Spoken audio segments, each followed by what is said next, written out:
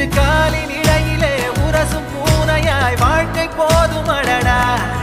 எதிர்காணும் யாவுமே தீண்ட தூண்டும் அழகா